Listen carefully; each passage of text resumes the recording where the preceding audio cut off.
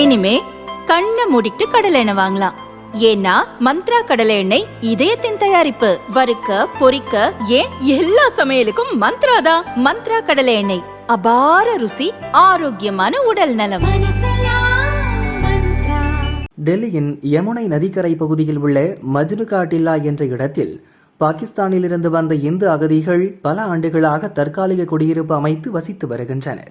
சுமார் 250 குடும்பங்களைச் சேர்ந்த 1000க்கும் மேற்பட்ட மக்கள் அங்கே உள்ளனர்.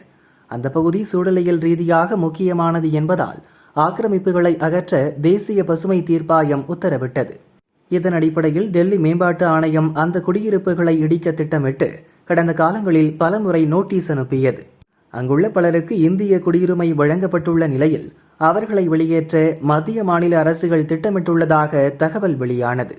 இதனை எதிர்த்து தர்மவீர் பாக்ரி என்பவர் மூலம் சுப்ரீம் கோர்ட்டில் மனு தாக்கல் செய்யப்பட்டது. இந்த வழக்கு நீதிபதிகள் எம் சுந்தரேஷ், என் கோட்டீஸ்வர் சிங் ஆகியோர் அடங்கிய அமர்வு முன் இன்று மீண்டும் விசாரணைக்கு வந்தது. மனுதாரர் தரப்பில் வக்கீல் விஷ்ணு சங்கர் என்பவர் ஆஜரானார். மஜ்னுகா டில்லா பகுதியில் வசிக்கும் பாகிஸ்தான் இந்து அகதிகள் 2014க்கு முன்பே பாகிஸ்தானில் மத ரீதியான துன்புறுத்தலுக்கு உள்ளாகி இந்தியா வந்தவர்கள். அவர்களுக்கு CAA சட்டத்தின் கீழ் இந்திய குடியுரிமை பெற உரிமை உள்ளது. இவர்களில் பலருக்கு ஏற்கனவே குடியுரிமை கிடைத்துள்ளது. மற்றவர்களின் விண்ணப்பங்கள் பரிசீலனையில் உள்ளன. இவர்களை முறையான மாற்று இடம் அல்லது மறுவாழ்வு அளிக்காமல் வெளியேற்றுவது அவர்களின் வாழ்வுரிமையை பாதிக்கும். இவர்களில் பெரும்பாலானோர் பட்டியல் சமூகத்தைச் சேர்ந்த ஏழை தொழிலாளர்கள்.